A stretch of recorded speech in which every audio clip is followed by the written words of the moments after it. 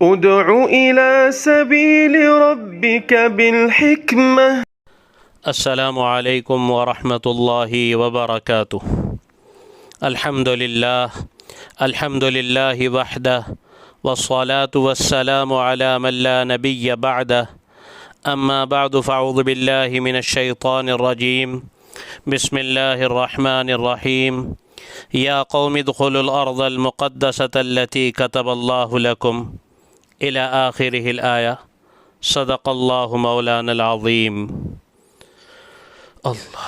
میرے محترم بھائیوں، بزرگوں اور دوستوں، حضرت موسیٰ علیہ السلام اللہ تعالیٰ کے حکم سے بیت المقدس کو آزاد کروانے کے لیے اپنی قوم کو لے کر قوم عمالقہ سے مقابلے کے لیے نکلے. یہ قوم عمالقہ جو اس وقت بیت المقدس پر قابض تھے، یہ بڑے ڈیل ڈول والے طاقتور تھے.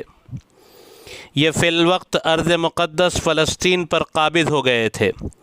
جب بنی اسرائیل کو ان کی طاقت کا علم ہوا تو انہوں نے صاف اپنے وقت کے نبی سے یہ کہہ دیا کہ ہم تو عمالقہ سے مقابلہ نہیں کر سکتے. عمالقہ سے مقابلہ کرنے سے صاف انکار کر دیا، جبکہ ان سے فتح و نصرت کا وعدہ کیا گیا تھا کہ جاؤ مقابلہ کرو، تم ہی فاتح رہو گے، تم ہی کو غلبہ دیا جائے گا.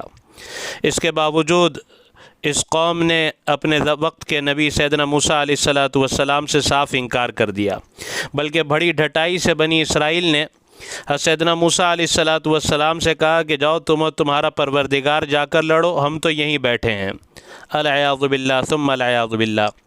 اللہ تبارک و تعالی نے سرکشی پر انہیں صحرائے تیہ میں، وادی تیہ میں قید فرما دیا، جہاں وہ 40 سال تک بھٹکتے رہے. حضرت موسیٰ علیہ السلام، حضرت ہارون علیہ السلام، حضرت یوشع بن نون علیہ السلام بھی اس دوران اس صحرائے تیہ میں ان کے ساتھ رہے. بنی اسرائیل کے وہ تمام لوگ جنہوں نے مقابلے سے انکار کیا تھا، ایک وقت وہ بھی آیا کہ آہستہ آہستہ سارے کے سارے دنیا سے رخصت ہوتے چلے گئے. ایک دفعہ اللہ تبارک و تعالی نے حضرت موسیٰ علیہ السلام کو حکم فرمایا کہ وہ بنی اسرائیل کے ان 12 قبائل میں سے ہر قبیلے کا ایک نقیب مقرر فرمائیں اور انہیں اپنے قبیلے کی قیادت اور دیگر معاملات کا ذمہ دار بنا دیں.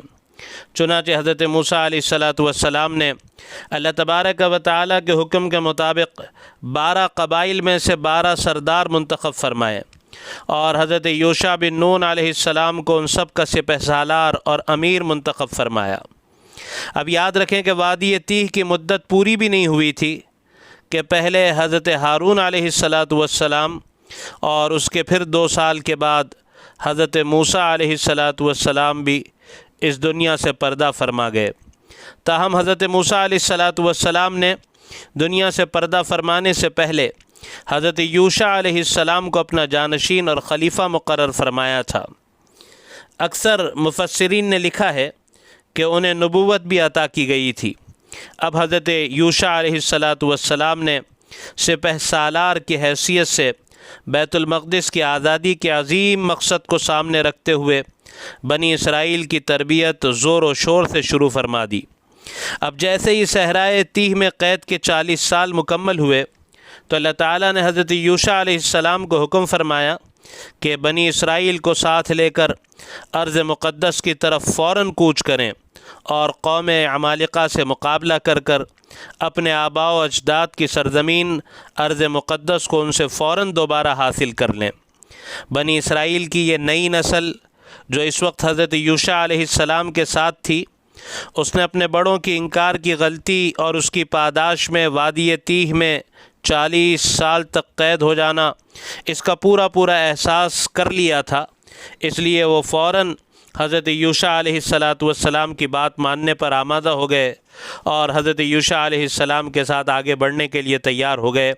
اور پھر بیت المقدس آخر ان کا اپنا آبائی وطن تو تھا ہی، جس پر عمالقہ کا ظالمانہ تسلط اور قبضہ تھا، لہذا وہ خوشی خوشی آگے بڑھ کر ظالموں سے اپنے آبائی وطن کو آزاد کرانے کے لیے تیار ہو گئے.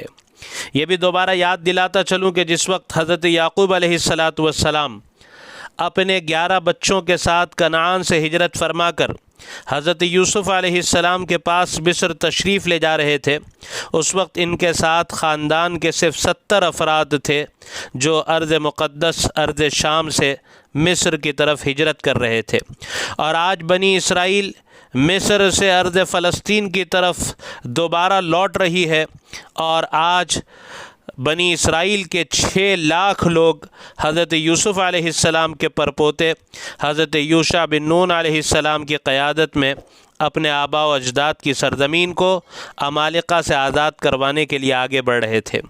اب حضرت یوشع علیہ السلام بنی اسرائیل کے 12 قبائل کے ان 6 لاکھ لوگوں کو لے کر وادی تیہ سے آگے بڑھتے ہیں، ان سب کو ساتھ لے کر نہر اردن کو عبور کرتے ہیں اور اریحہ کے مقام پر پہنچتے ہیں۔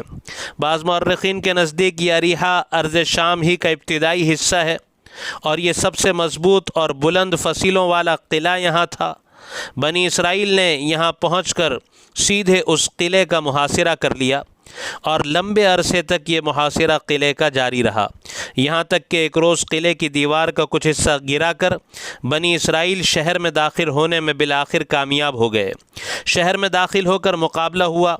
بعض اسرائیلی روایتوں میں ایک واقعہ بھی نقل ہے جو بڑا معروف ہے کہ شہر کا محاصرہ جمعہ کو بھی جاری تھا کہ سورج غروب ہونے کا وقت ہو گیا، جس کے بعد سنیچر کا دن شروع ہو جانا تھا، اور بنی اسرائیل پر سنیچر کے دن جنگ، شکار وغیرہ پر پابندی تھی، جس پر حضرت یوشع علیہ السلام نے فرمایا، اے سنیچر کا دن، تو بھی اللہ کے حکم کا پابند ہے اور میں بھی اللہ کے حکم کا پابند ہوں، پس اے اللہ جمعہ کے دن کے اس سورج کو غروب ہونے سے تو روک دے، یہاں تک کہ ہم اریحہ میں داخل ہو جائیں اور اریحہ کو فتح کر لیں۔ چنانچہ اللہ تعالیٰ نے سورج کو روک دیا یہاں تک کہ حضرت یوشع علیہ السلام نے قوم کے ساتھ اریحہ کو فتح کر لیا۔ چنانچہ مسند احمد میں حضرت ابو ہریرہ رضی اللہ تعالیٰ عنہ سے مروی ہے کہ رسول اللہ صلی اللہ علیہ وسلم نے ارشاد فرمایا کہ سورج کسی انسان کے لیے نہیں روکا گیا سوائے حضرت یوشع علیہ السلام کے، کہ وہ جب بیت المقدس کی طرف کوچ کر رہے تھے تو ان کے لیے سورج کو روکا گیا۔ بہرحال حضرت یوشع علیہ السلام بنی اسرائیل کو لے کر سب سے پہلے ارض کنعان کے پہلے شہر اریحہ کی طرف بڑھے اور اسے فتح فرمایا۔ اس کے بعد کنعان کے دوسرے شہروں کو فتح فرماتے ہوئے ارض فلسطین میں داخل ہو گئے۔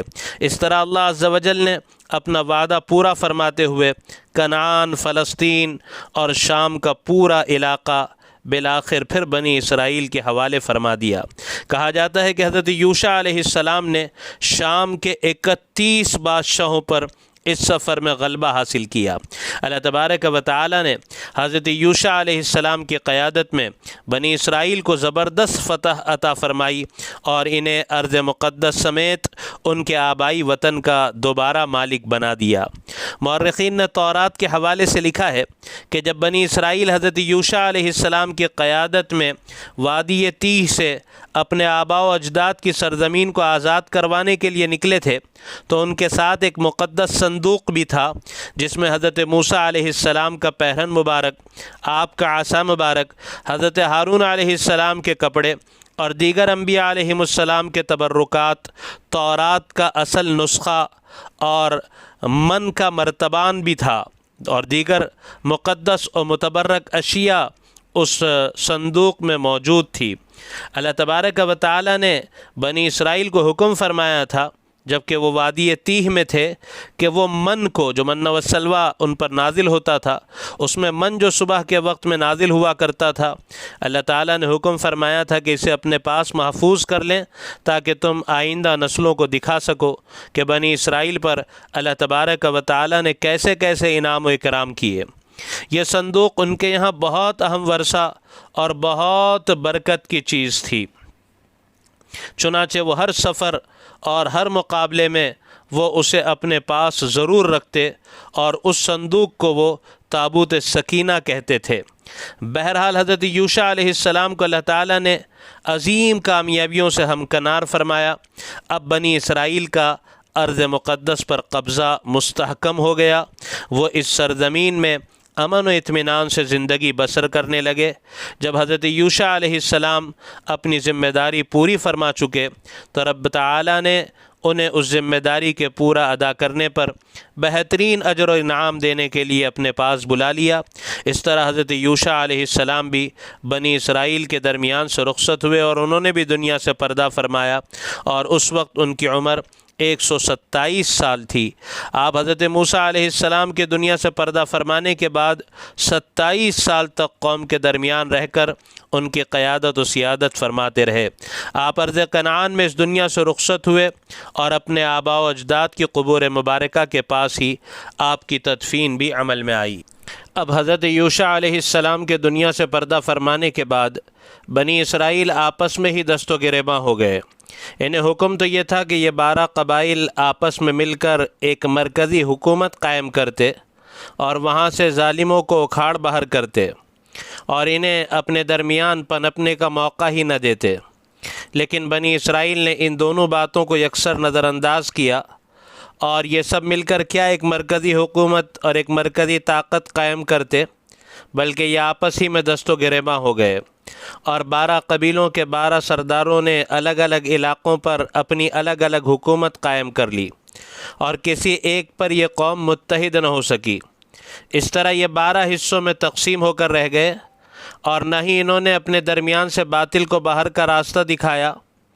بہت سالوں کے تھکے ماندے یہ اپنی زندگی بسر کرنے لگے اور آپس میں اس طرح دست و گریباں ہوئے کہ اپنوں ہی کے خلاف باطل سے مدد بھی لینے لگے، یہاں تک کہ باطل نے پھر سر اٹھایا۔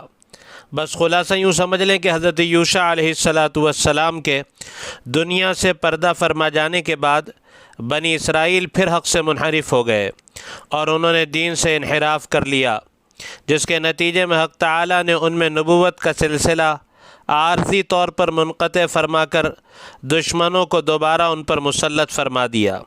کبھی ان پر عمالقہ قابض ہو جاتے تو کبھی دوسری دیگر قومیں قابض ہو جاتیں۔ یہ وقت بنی اسرائیل کے لیے بڑا آزمائش کا وقت تھا، یہ دور ان کے لیے بڑا آزمائش کا دور تھا۔ ان میں اس وقت کوئی نبی بھی موجود نہ تھا، نہ ان کا کوئی مرکزی سردار تھا۔ ایسے میں مصر اور فلسطین کے درمیان بحر روم میں آباد قوم عمالقہ کے ایک ظالم اور جابر اور سفاق بادشاہ، جس کا نام مورخین جالوت بتلاتے ہیں، اس جالوت نے جب ان کی اس حالت زار کو دیکھا تو اس کا فائدہ اٹھا کر ان پر حملہ آور ہوا اور ان کی آبادیوں پر قبضہ کر لیا، بہت سے سرکردہ افراد کو قتل کر دیا اور بنی اسرائیل کی ایک بڑی تعداد کو غلام بنا کر گویا قید کر لیا۔ نیز جیسے کہ ہم نے سنا کہ بنی اسرائیل کے پاس تابوت سکینہ موجود تھا، جن کے متعلق ان کا یہ عقیدہ تھا کہ جب تک یہ مقدس صندوق ان کے پاس موجود ہے وہ اللہ کے عذاب سے محفوظ رہیں گے اور اللہ کی مدد ان کے ساتھ رہے گی۔ ان کی اس حالت زار نے ان کے ساتھ یہ بھی ہوا کہ فلسطینی مشرکین نے بنی اسرائیل سے اس صندوق کو بھی چھین لیا۔ ابن جریر رحمۃ اللہ علیہ فرماتے ہیں کہ دشمنوں نے ان سے تابوت سکینہ کو چھین کر انہیں گویا ایسا کر دیا تھا جیسے بکریاں بغیر چرواہے کے ہوں۔ بنی اسرائیل طالوت کی بادشاہی میں ذلت و رسوائی کی زندگی بسر کرنے لگے، اور یہ وقت بے شک بنی اسرائیل کے لیے واقعی بڑا سخت وقت تھا۔ یاد رکھیں کہ بندہ جب اللہ رب العزت کی نافرمانی پر مصر ہوتا ہے اور گناہوں پر اصرار کرتا ہے اور توبہ کر کے اپنی زندگی کو بدلنے تیار نہیں ہوتا، تو پھر حق تعالیٰ جب ناراض ہوتے ہیں تو پھر یاد رکھنا چاہیے کہ اللہ تبارک و تعالیٰ کی ناراضگی بڑی سخت چیز ہے۔ اللہ تبارک و تعالیٰ ہمیں اور پوری امت کو اپنی ناراضگی سے محفوظ فرمائے۔ اس لیے اپنی زندگی سے تلاش کر کر ان چیزوں کو دور کرنا چاہیے جو اللہ رب العزت کو ناراض کرنے والی ہیں۔ جب بندہ ایمان اور اعمال صالحہ کے ساتھ اللہ رب العزت کو راضی کرتا ہے تو پھر اللہ تبارک و تعالی اس شخص کو حیاتاً طیبہ نصیب فرماتے ہیں۔ ایک پاکیزہ زندگی، ایک خوشگوار زندگی، ایک پرسکون زندگی عطا فرماتے ہیں۔ اللہ تبارک و تعالی ہم سب کو اپنی ناراضگی سے محفوظ فرمائے اور اپنی رضا کی فکر نصیب فرمائے، اور اللہ تبارک و تعالی ہم سے اور پوری امت سے راضی ہو جائے اور پوری امت کے اجتماعی اور انفرادی احوال کو درست فرمائے۔ آمین۔ وآخر دعوانا ان الحمد للہ رب العالمین۔